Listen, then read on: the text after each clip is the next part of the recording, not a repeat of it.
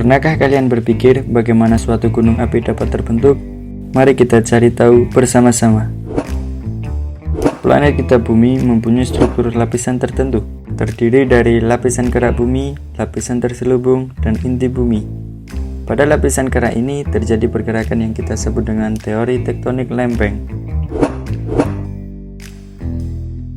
Lempeng bumi ini berbentuk patahan yang menjadikannya beberapa lempeng.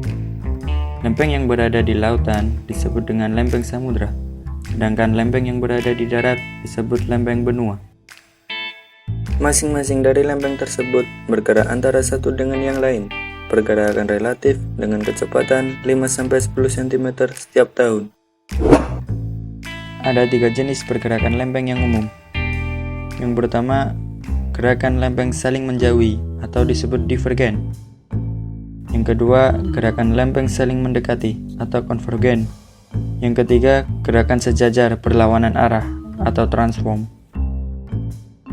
Pergerakan antar lempeng inilah yang kemudian menyebabkan adanya rekahan pada struktur lapisan tanah bumi. Rekahan tersebut yang kemudian dimanfaatkan oleh magma bertekanan tinggi yang terdapat di dalam bumi hasil dari pergerakan lempeng sebagai jalur untuk keluar. Hal ini sesuai dengan sifat magma untuk mencari tempat dengan bertekanan rendah. Setelah berjuta-juta tahun waktu, magma mencapai permukaan dan meletus mengeluarkan isinya.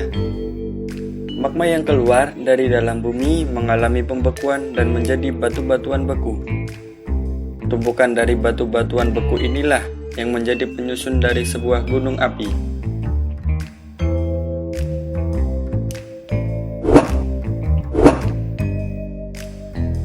Untuk lebih jelasnya, kita ambil contoh di Indonesia. Indonesia memiliki 3 buah lempeng, yaitu lempeng India-Australia, lempeng Eurasia, dan lempeng Pasifik. Kita lihat di Pulau Jawa. Di Pulau Jawa terdapat banyak gunung di atasnya. Hal ini disebabkan pertemuan antara 2 lempeng, yaitu lempeng Eurasia dan lempeng India-Australia. Lempeng Eurasia yang merupakan lempeng benua saling mendekati dengan lempeng India-Australia yang merupakan lempeng samudra.